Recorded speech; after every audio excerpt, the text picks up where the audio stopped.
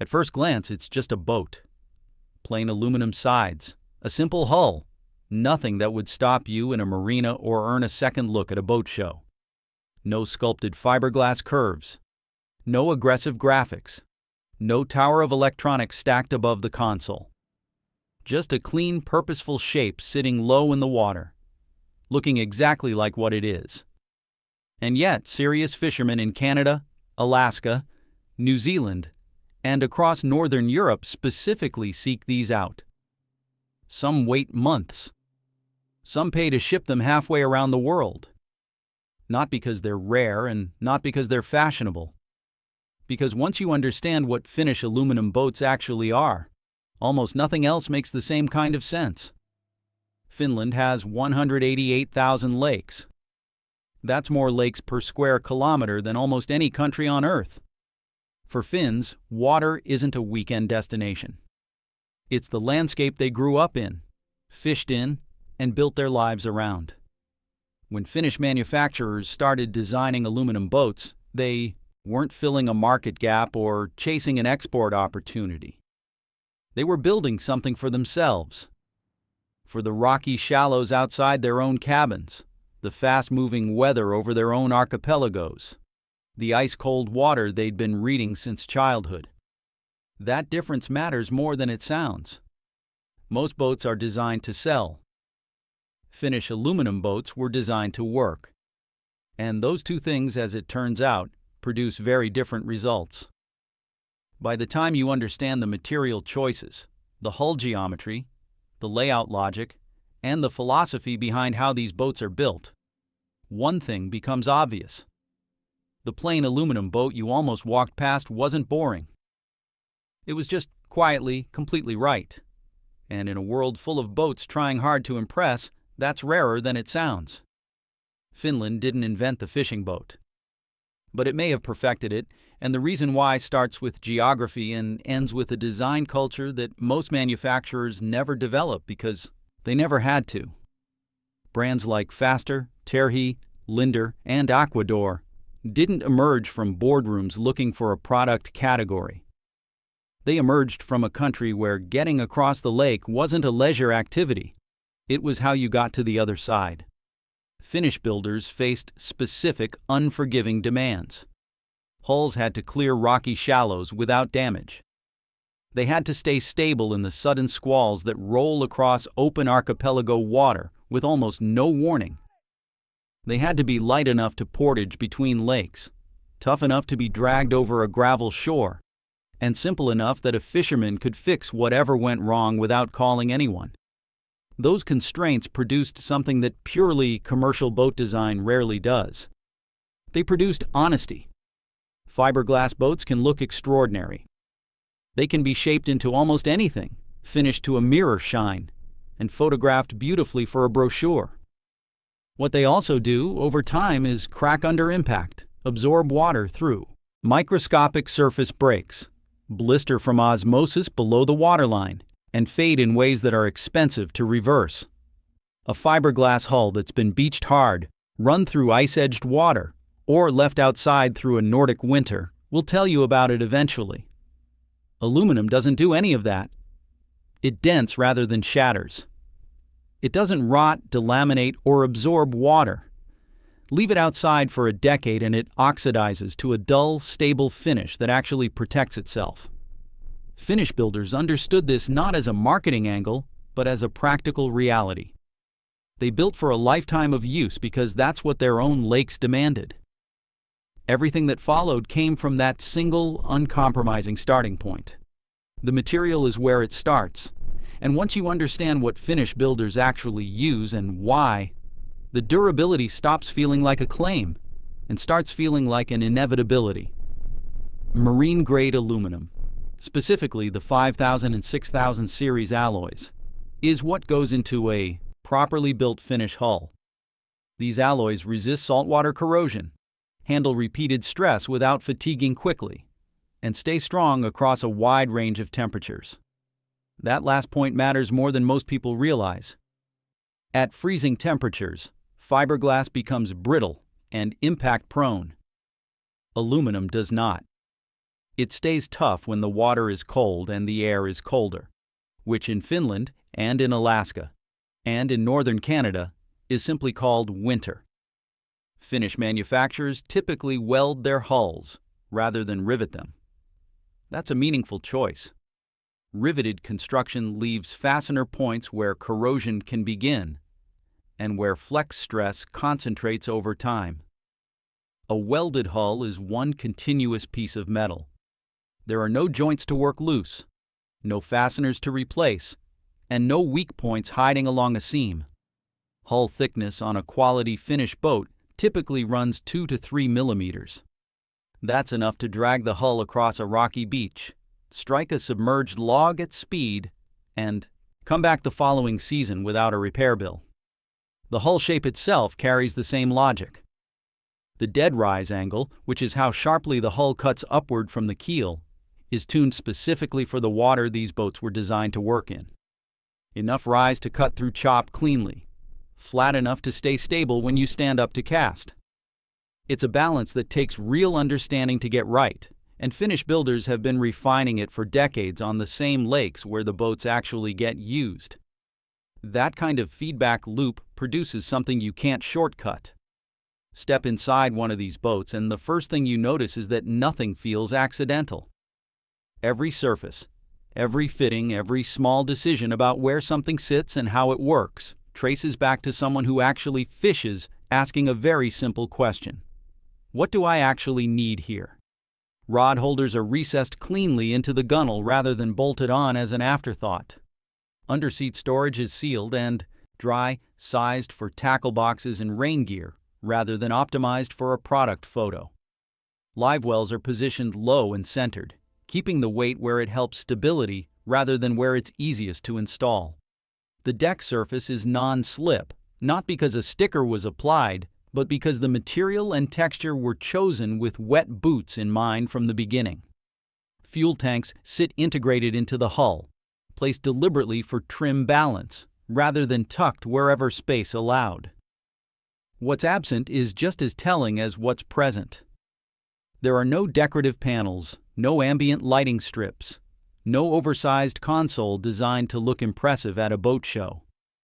Finnish builders removed everything that didn't earn its place, and the result is a layout that feels calm and logical the moment you're out on the water with a rod in your hand and a change in weather coming.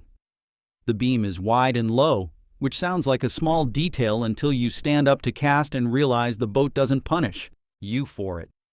Many anglers fish standing for hours at a time, and a hull that's unstable underfoot is not a minor inconvenience. It's exhausting and eventually dangerous.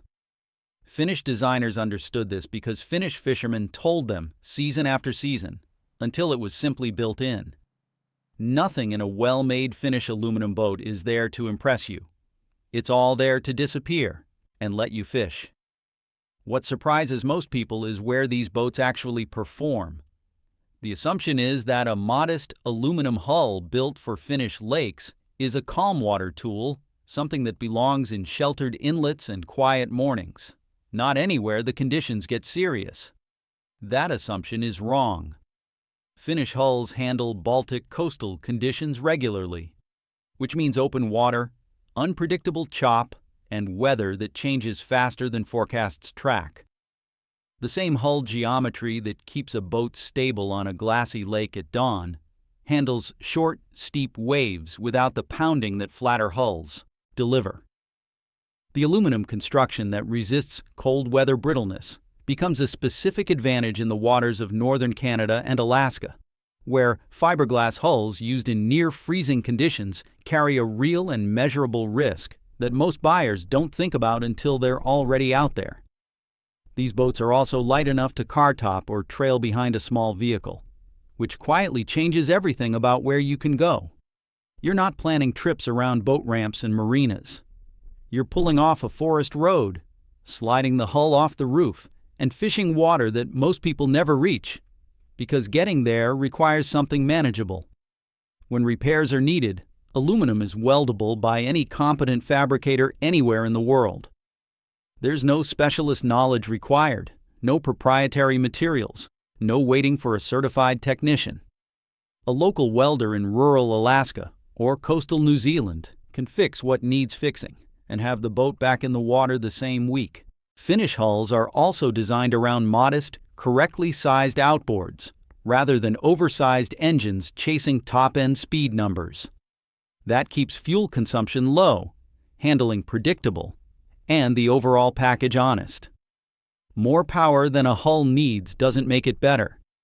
Finnish builders understood that restraint applied to engines the same way it applied to everything else. There's a pattern in Finnish design that shows up across industries if you know what to look for. Fisker's tools built to outlast the people who buy them. Iittala glassware that hasn't needed reinventing because it was right the first time.